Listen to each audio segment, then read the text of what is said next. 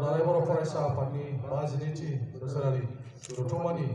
बिरफिनायखौ दिहुननो थाखाय बे समाव दुलाराय बर' फरायसा आफादनि मानिजाथाव आफादगिरिया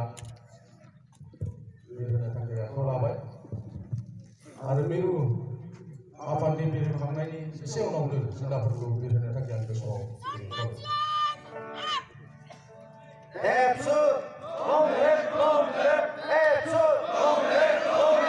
दुलाराय बर' साहाबा थांनानै थादों। दुलाराय बर' साहाबा थांनानै थादों।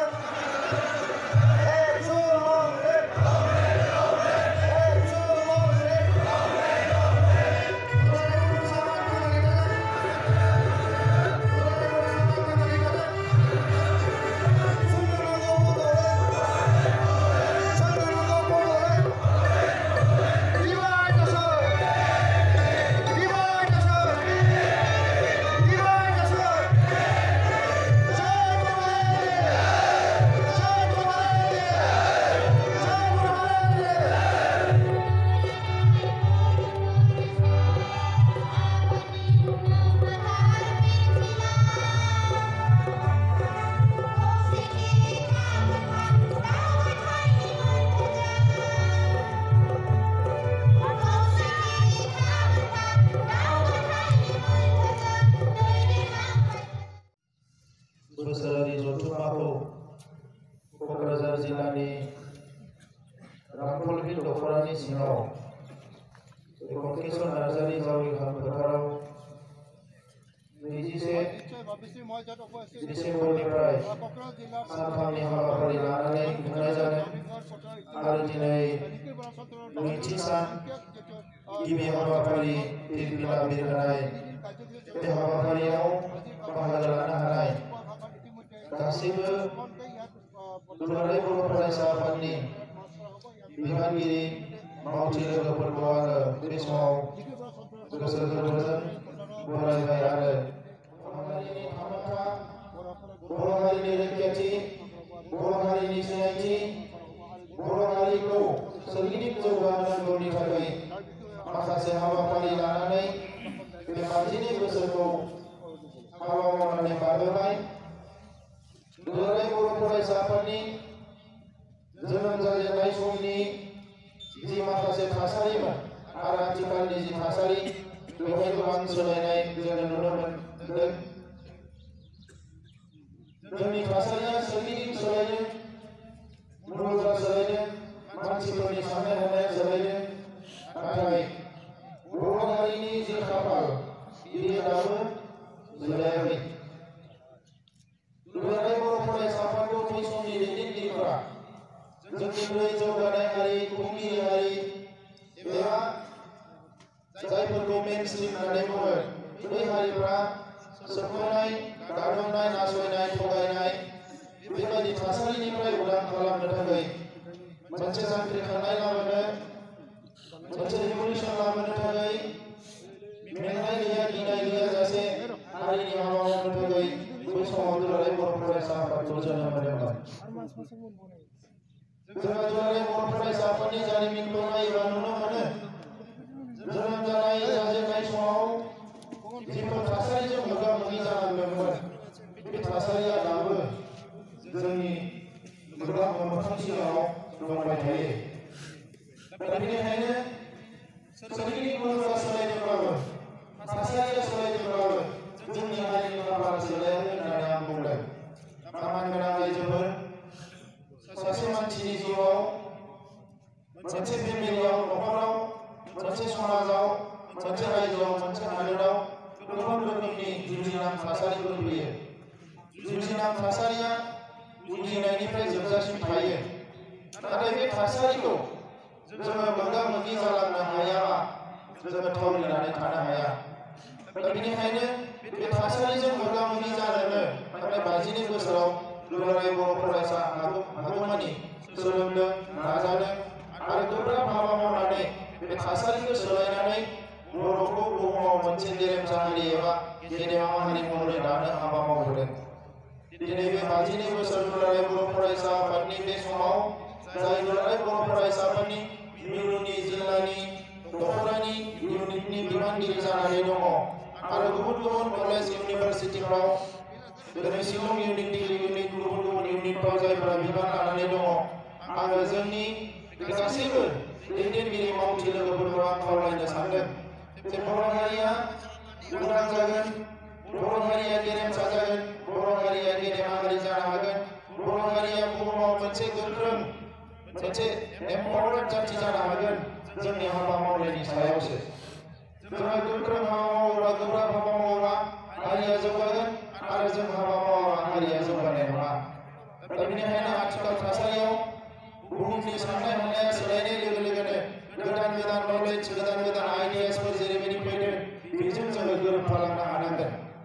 जोङो दिनैनि भिराव दिनैनि क्राउडआव आन्दायबाथाय जोङो जौगालांनो हानाय नङा दावगालांनो हानाय नङा दिनै जोंनि मोखां सिङाव गोबां चेलेन्जेस फैदों जोंनि नसुंसेराव रायजो जानाय हारिफोरनि साननाय हनाया जोंनि फारसे मोजां नङा बिथांमोना गावनि खोथाखौ सानदों जेरै जों सानदों बिथांमोनाबो गावनिखौ सानखागोन बेखौ लानानै जोंहा खर' सानानै जेबो लाब गैया गुबुन हारिया जों गावनि हारिनि थांना थानायनि खोथा सानदोंब्ला बिथांमोनाबो गावसोरनि हारिनि थांना थानायनि खोथा सानगोन नाथाय खोथाया जाहैबाय बड'फाया बुंनाय बायदि लिभ एन्ड लेट लिभ बे मोन्थोरखौ लानानै बयबो आवगायलाङोबा जोंहा जेबो साननांगौ गैया नाथाय माखासे हारिफोर दङ जायफोरो गावसोर थांना थानो थाखाय मालायखौ फोथैनो नागिरो आं थांना थानांगौबा नों थैनांगोन बेबायदि मोनसे सिन्थाजों बेबायदि मोनसे आयदा लानानै बिथांमोना दावबायो बेवहायसो जोंहा साननांगौ जानानै फैयो दिनै आसामनि जि असमिया हारि बिथांमोननि साननाय हनायाबो बेबायदिनो थांनाय 50 बोसोराव आरो दासिम बिथांमोननि साननाय हनाया जेबो सोलायाखै मैया जोङो नुनो मोन्दों आसाम सरकारा जि मोनसे गेपनि सोमावसारनाय जादोंमोन दिनै सिटिजेनशिप एमेन्डमेन्ट एक्ट जाफैबाय बे एक्टखौ सोलायनायनि थाखाय जि मोनसे सोमावसारनाय फैदों बे एक्टखौ बोखारनो थाखाय बेवहाय गावसोरनि हारिनि मानसिफोरखौ गोजोन होनो थाखाय माखासे बिथांखि लादों गुबुन हारिफोरनो अट'नमास काउन्सिल होदों डेभेलपमेन्ट काउन्सिल होदों बेवहाय जोंहा बारा बुंनांगौ गैया बै हारिफ्राबो जौगानायनि मोन्थाय दङ नाथाय दिनै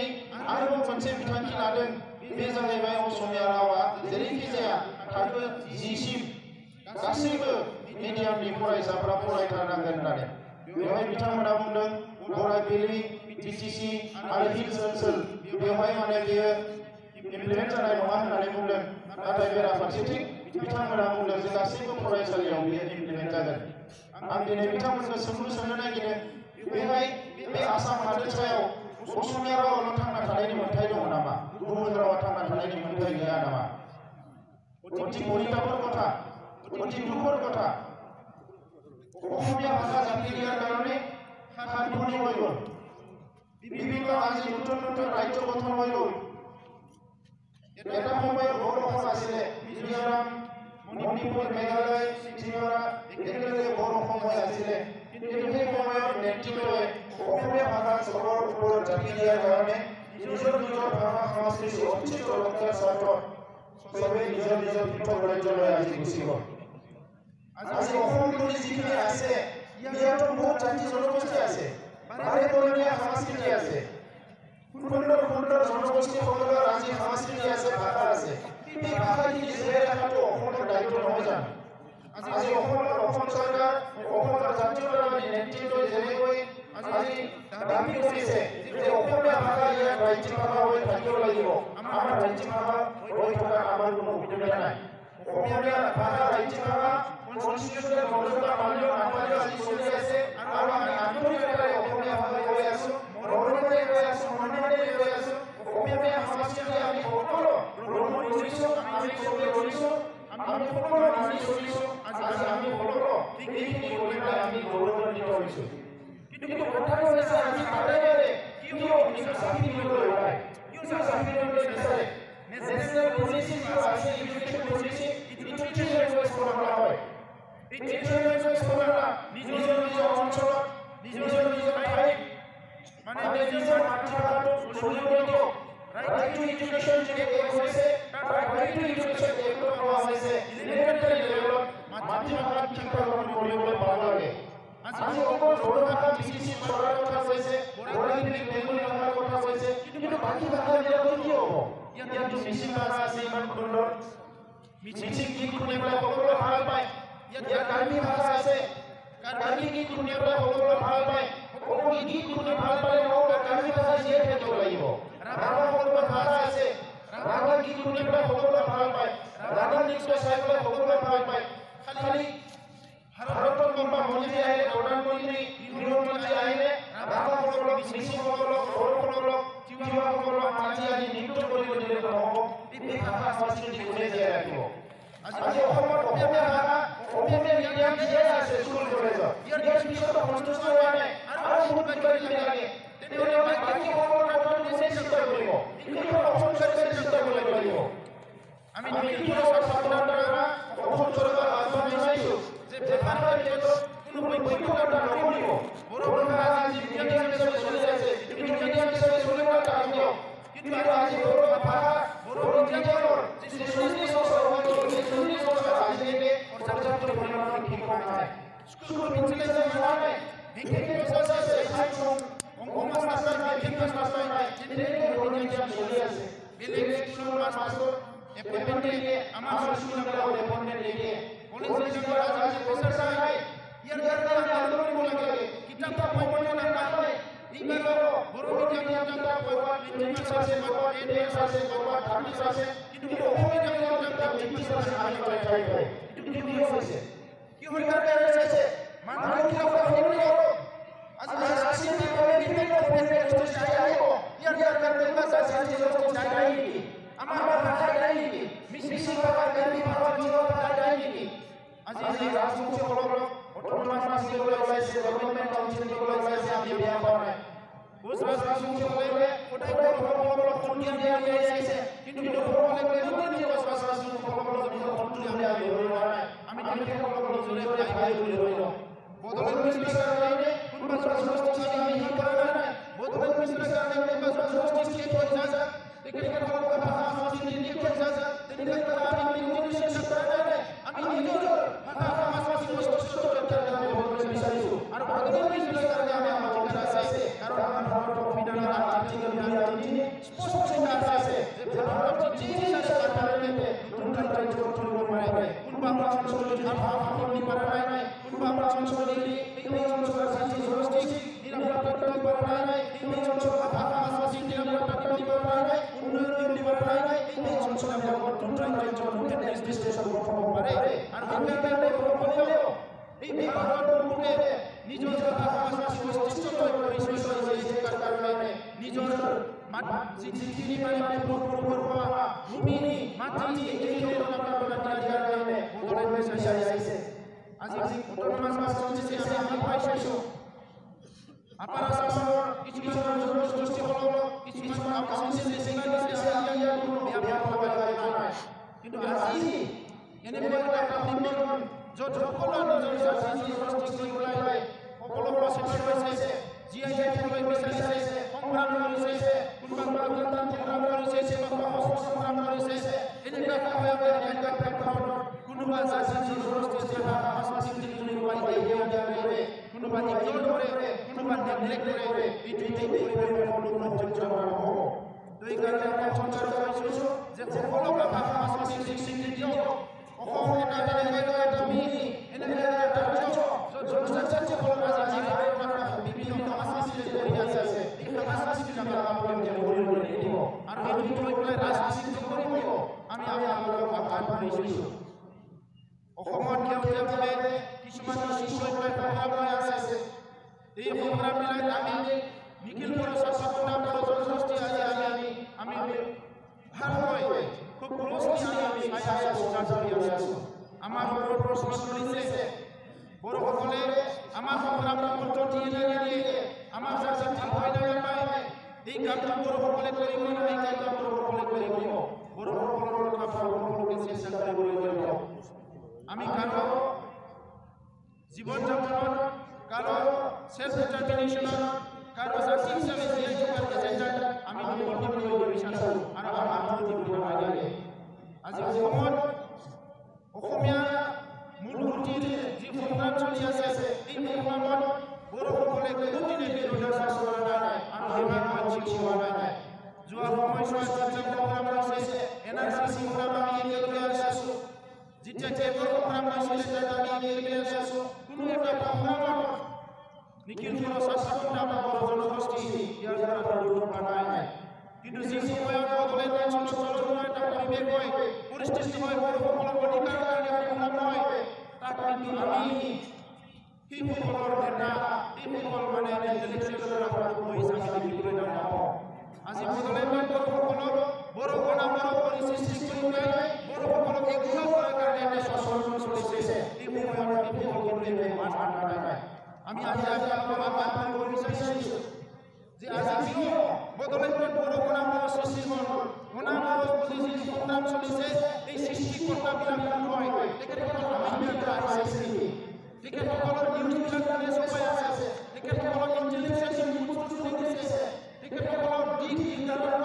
নিৰ্ধাৰক কোনো নহয় আজি আমি জানো আমি বিচাৰ কৰোঁ আমি চিন্তা কৰোঁ সেইকাৰণে আজি আমি শিক্ষিত হৈছোঁ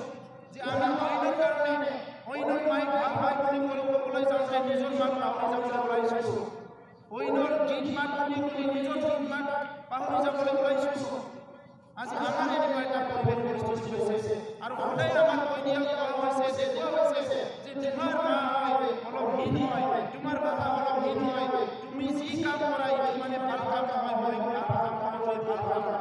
সেইকাৰণে আমি পুনৰ সৃষ্টিত হ'বলৈ পাই গৈছোঁ যোৱা 30-40 বছৰে যি ভূতত্ব জলবায়ু পৰিৱেশ পৰিস্থিতি আছিলে বড়লেণ্ড অঞ্চলত নিজৰ সেল্ফ ডিটাৰমিনেশ্যনৰ কাৰণে নিজৰ জাতি জীয়াই ৰখাৰ কাৰণে যে সংগ্ৰাম আছিলে এই গোটেই সংগ্ৰামটো বহু জাতিৰ আইলেণ্ড এটা ষ্টাডিজ কৰা হৈছে বড় পৰৱৰ্তী বেলেগ পৰৱৰ্তীবিলাক জাতি পৰৱৰ্তী নহয় ইয়াত কষ্ট সংগ্ৰাম কৰিছে বহুত জনগোষ্ঠীৰ আজি কষ্ট সংগ্ৰামীবিলাক আছে কিন্তু বড়সকলৰ পৰৱৰ্তী বড় জনগোষ্ঠীৰ যিমান এটা বহুল হ'লে এইটো গোটেই জাতি চুবুৰীয়া কৰে কোনোবাই জাতি কিবা কৰে গোটেই জাতি চুবুৰীয়া কৰা হয় আজি যেনেকুৱা ক্ষেত্ৰত আমি সৃষ্টিত হৈছোঁ সেইকাৰণে কোনো এটা জয় ল'বলৈ আমাৰ মন নাই কোনো এটা জীৱন ধ্বংস কৰিবলৈ আমাৰ মন নাই তাহানি কৈ যোৱা ভুলৰ কাৰণে আমি হাজাৰ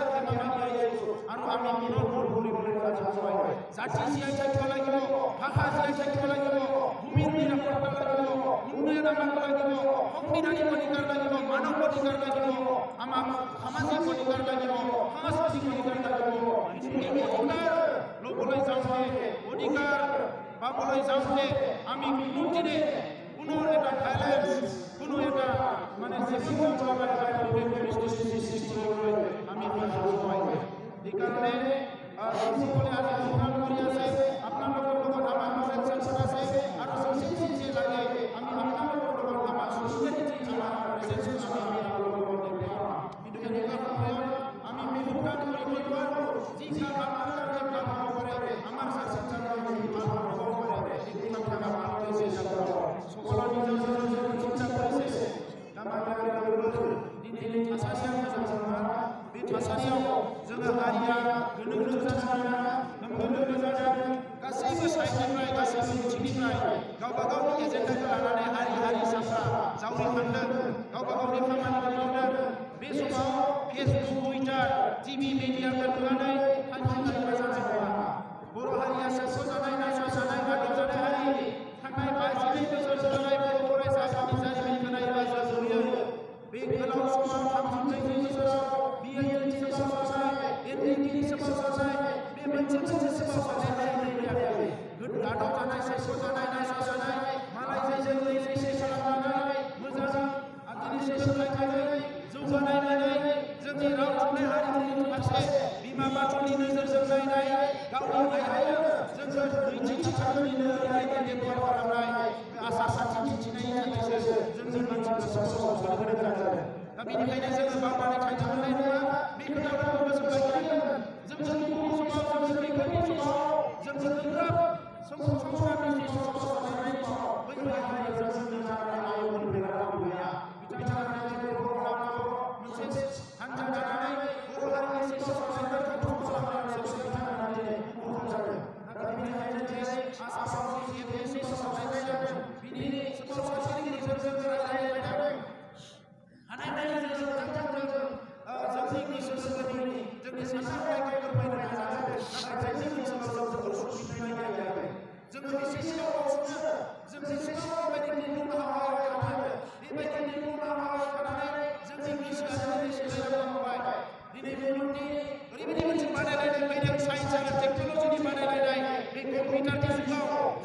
साफ्रोमबो लाइमोनफ्रा लेखा गोरों जानांगोन टेक्न'लजिखौ गोरों जानांगोन जोंनि लाइमोनफ्रा दिनै साख्रि बाख्रि मोननांगौबा गावनि आथिङाव गसंनानै संसार जानांगौबा गोजौ सोलोंथाइ लानांगोन डाक्टार इन्जिनियारनि अनजिमाया बांनांगोन आइआइटि फरायनायनि अनजिमाया बांनांगोन रिसार्च स्कलारनि अनजिमाया बांनांगोन मुलुगनि गुबुन गुबुन जौगानाय थासारिफोरखौ जोंनि ओनसोलाव लाबोनो हानायनि थाखाय जों सुबुं दोन सोरजिनांगोन दा बेनिखायनो आं फैगोन जोंनि एबसुनि मावथि लोगोफोरखौ दिनैबो जोङो बड'फा बिसिनि गेजेरजों जों जौगानि खोथा बुंनो गोनां जादों उन्दै बैसोआव हाबा जानायनि बायदिसिना थासारिखौ लानानै जुजिनो गोनां जादों मानगोनां मानसिफोर जोङो नोजोरजों गोख्रों खालामा मोनसे खामानि खनले खनले जाहाथे मावबाय थानो गोनां जाया मोनसे जोलैया मोनसे थासारिखौ फोजोबनानै थानांगोन जोंनि जोलैनि उनाव जोलै फैदों गोदान गोदान आगान फैदों नाथाय एखे थासारि बै मेघालयनि सोमावसारनाय समाव जौ जुवानि खोथा बुंनो खोमसि फोथायनायनिफ्राय गोजानाव थाहोनो लेखा फरायनांगोन आरो दिनैनि आगाना दिनैनि जोलैयाबो एखे खोथाखौनो बुंबाय थानांगौबा हारियाव सोलायनाय माबा फैगोन ओंखायनो दिनै जों समायखिरा लानांगोन बड' गभर्नमेन्टआ मुवाजों मोनसे गिदिर खामानि मावनांगोन बर' हारिखौ बुहुमाव गेरेमसा जानो थाखाय बर' हारिखौ गेदेमा हारि जानो थाखाय बिनि थाखाय जों साबेसेया बेसेबां सम होनांगोन जों साबेसेया बेसेबां मेलेम बाहायगोन जों साबेसेया बेसेबां थाखा फैसा बाहायगोन दिनै बर'फोरनि गेजेरावबो रां रुफा गोनां मानसि फैबाय दा रां रुफा गोनां मानसिफ्रा हारि जौगानायनि थाखाय रां रुफाखौ बाहायनो हायाखै जोंनि गेजेराव एफा एनै धोनि मानसि जाबाय बे धोनि मानसिफ्रा हारि जौगानायनि थाखाय साननो सानाखै दिनै टिभि सिरियेल खुलिनो हानाय मानसि फैबाय उन्दै उन्दै गथ'फ्रा दिनै मबाइल लानानै दिनै मिडियानि मोनसे जावगाखांनाय लाबोदों नाथाय जोंनि गेजेराव इलेक्ट्रनिक मिडिया खुलिनो हानाय गिदिर टिभि सिरियेल खुलिनो हानाय गोबां थाखा गोनां मानसि फैबाय नाथाय बै मानसिफ्रा क्वालिटि इडुकेसननि हाबाफारि बेखौ दोनथ'नो मोननाय नङा बेखौ दोनथ'लांबाय थानांगोन बड'फा बिसिनि गेजेरजों लाइमोनफोर सांग्रां खालामनाय जौ जुवाखौ खालामनाय गासैबो बिथिङाव हारिखौ सांग्रां खालामनाय बे हाबाफारिखौ लांबाय थानांगोन दा बेजों लोगोसे दिनैनि समाव बयबो मिथिनो मोनदों बर'नि सोमावसारनाया मा लामाजों थांदों मानगोनां रायजोफोर बड'लेण्ड मोननांगौआ जोंनि मोन्थाय नाथाय बड'लेण्ड होनाया सरकारनि खान्थि आरो सरकारा जायफोर सुबुङा जिरायनानै दङ बे सुबुङा जोंनि बिदा फंबायफोर नङा बै मानसिफोरा जोंनि बिमा बिफा नङा बिथांमोना दिनै गावसोरनि बिदा फंबाय गावसोरनि मोन्नांगौखौ मोनजोबनो सोलाबायनो सानो दा बेनिखायनो जोङो थांनाय समफोराव जोंनि सोमावसारगिरिफ्रा जोङो बयबो बे खोथाखौ बुजिनानै जोङो माखासे खामानि एखेयै मावदों मोनसे सोलायनाय मोनसे सावरायनाय दा दिनैनि समावबो जोङो सोमावसारनायनि अनगायै जोंनि हारिया ओरैबायदि जेबो नुवाखै इयुनावबो जों माबा मोनसे जों बेखौ नुवाखै ओंखायनो दिनै सोरबा सोरबा बुंनो सानो जे सरकारजों सावरायनो जाबाय आरो मानो सोमावसारनानै मानो जों जेबो मोनाखै आरो दिनैसिम जाय सरकारा आसामाव दिल्लीयाव दङ जों फोथायनो हानाय जोंनि सरकार नङा बिथांमोना जोंनि बिदा फंबाय नङा दा बेनिखायनो सोमावसारनाया थांबाय थागोन सावरायनाया थांबाय थागोन सरकारनि मानसिफ्रा जोङो माबा माबि बुंनानै दिनै सोरखौ एखनबा बोनो नागिरो माबा माबि थुइटार जासिनो बिथांमोना ओरै रायलायदो नाथाय जों नुनानै फरायसाफ्रा जों अराय सम जों मोनसे गोख्रों मोनसे नोजोर होनो जाबाय जि गोरोबथा खालामनानै बर' हारिया अखानायै राजा फैफिननो गोनां जायो बेबायदि गोरोबथाखौ जों खालामनो हाया जि गोरोबथा खालामनानै खावसेया मोजां खावसेया मोजां जि गोरोबथा खालामनानै खावसेया मोखां थाइसे जागोन बेबायदि गोरोबथाखौ जों खालामनो हाया दा ओंखायनो सरकारनि मानसिफोरखौ बुंदों जे बड'लेण्डनि जेंनाया पारमानेन्टलि जोबस्रांनांगोन बेजों लोगोसे बड'लेण्डनि बाहेरायाव थानाय जायफोर बर' फिसाफोर संसार जानानै दङ गुबुन हारिनि नागारनाय सोलोंथाइ लानाय बायदिसिना थासारियाव बै बर' फिसाफोरा साबसिन सोलोंथाइ मोननांगोन आरो बेजों लोगोसे कार्बि आंलंनि जि हिल्स स्टेटास लानांगौ बियो दिनै डिसिसनआव दङब्ला दासिमबो मोनथाम हरनायसै दा बेखौबो लानानै जों सरकारखौ बुंदों बै माबा मोनसे डिसिसन खालामनांगौब्ला आरो बे डिसिसनआव फरायसाफोरा थानांगौब्ला बे ओरैबायदि डिसिसन जानांगोन जे जोङो 50 बोसोर फैगोन नाथाय राजाखौ फैफिननो गोनां जाया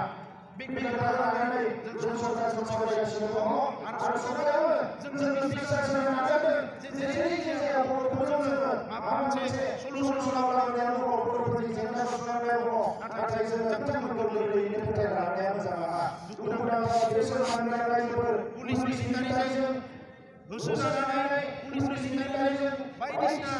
दिनै खस्थ' मोननानै मानसि थैनाय बेबायदि थासारियाव मावनानै जोंनि समाजाव दैदेनगिरि राजखान्थि थासारियाव हाबनानै थायो दिनै बर'नि गेजेराव होनो गोनां जादों आंसो सौसि जागोन आंसो सौसि खालामगोन नोंथांमोना बेवहाय बाहागो लानाय नङा आंहासो सौसि खालामगोन आंहासो थांनांगोन खुगाजों थांनांगोन सुखिया जाया मानोना बे बर' जाथिनि थाखाय जानांगोन मानोना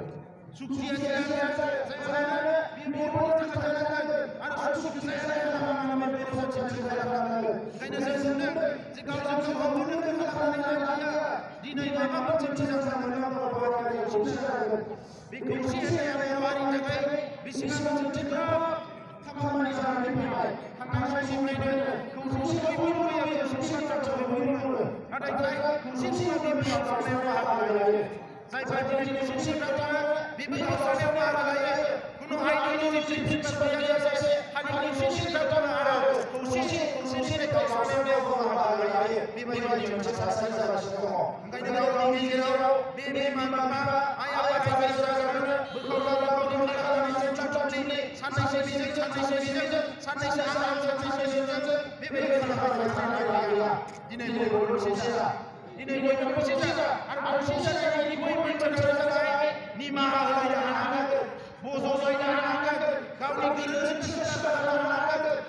बेवहाय बयबो जुदि सानोबा आंसो गिदिर आंसो मास्टारमाइन्ड आंसो फोरोंगिरि साइन्स फिल'सफि आं सोलोंदों सानथाम आं सोलोंदों आंनि थानांगोन बेबायदि सानलायलायनानै दिनै बर' हारिया खौसे जाया दुलाराय फरायसा आफादा खौसेथि जालायनायनि नाथाय बे खौसेथिया राजखान्थिनि थाखाय जानाय नङा बे खौसेथिया सोरबा राजा मन्थ्रि खालामनानै जानाय नङा बे खौसेथिया बर' हारिनि थाखाय जानांगोन गोजोननि थाखाय जानांगोन बे हारिया गुबै बर' हारियाव फैनाय खौसे जानांगोन आरो बे हारि बे खौसेथिया बर' हारिनि थाखाय जानांगोन बेवहाय जों बर' फरायसा आफादा दङ दा बेनिखायनो बे समाव गोलाव बाथ्रा बुंनो सानोसै दुलाराय बर' फरायसा आफादा अरायबो हारिनि थाखाय खामानि मावनो समाय लानानै आं गावनि लोगोफोरखौ बेखौ आथिखालनि लाइमोनफोरा बायदिसिना द्राग्स जानाय जौ लोंनाय बायदिसिना थासारियाव लानायनिफ्राय बारग'नो हमदों बेफोर थासारिनिफ्राय गोजानाव थानांगोन ससियेल मिडियायाव जेसेबां गाज्रि जायो ओंखायनो बेफोरखौ जों मोजां बाहायनांगोन मिरुनिफ्राय मिथिं आं गासैबो बिगियानगिरिफोरखौ खावलायदों जे सोलोंथाइनि खामानि मावनायाव जों थानो मोननाय नङा थाखो सेनिफ्राय इउनिभार्सिटिनि जायफोर स्कुल कलेज इउनिभार्सिटिफोराव फरायगासिनो दङ साफ्रोमबो फरायसाया गोसो सोलोंथाइ लानानै ओंखारनांगोन आरो बिनि थाखाय जों गोब्राब खामानि मावनांगोन दा बेनिखायनो बिगियानगिरिफोरखौ बुंबाय आङो आरो जोबथारनायाव जिखिनि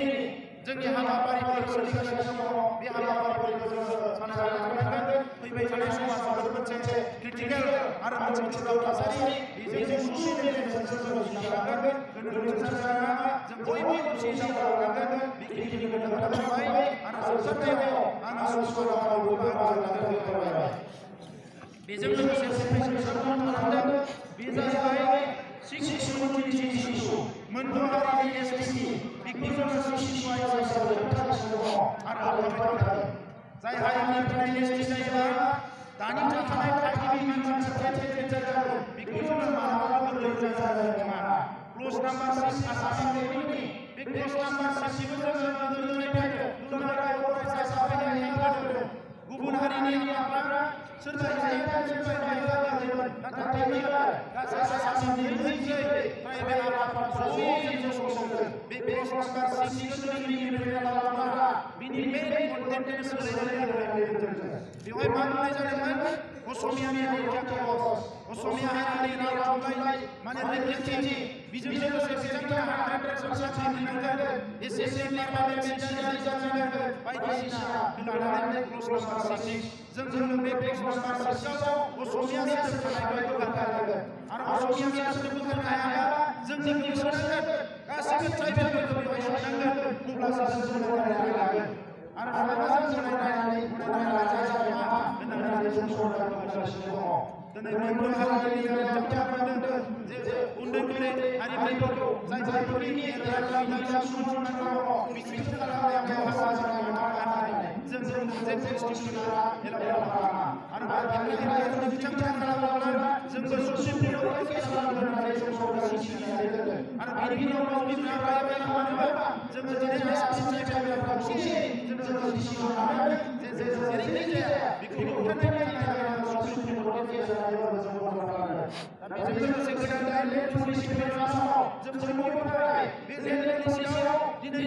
जोंनि मानसिफ्रा हाजार जानो हायै बिबांनि खाजोना बिथांमोना बेवहाय होनो नागिरदों बिनि अनगायैबो गोदान आयेन माखासे सेक्सन बेवहाय जाय जोंनि हा-हुफोरखौ बिथांमोना सेनानै लानो हायो बेबायदि माखासे आयेन सोनो नागिरदों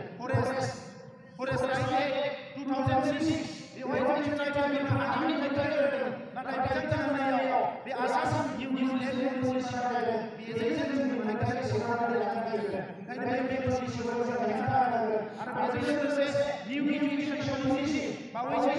नोंथाङा जागायदोंमोन जे हायार सेकेन्डारि सेक्सन 6 डिभिजनजों फरायग्रा फराया दुलाराय बर' फरायसाफोरा जों नागिरो मानोना हायार सेकेन्डारियाव इउनिभार्सिटि डिभिजनजों फरायनांगौ दिनै मुलुगाव जेसेबां जौगानाय सोलोंथाइ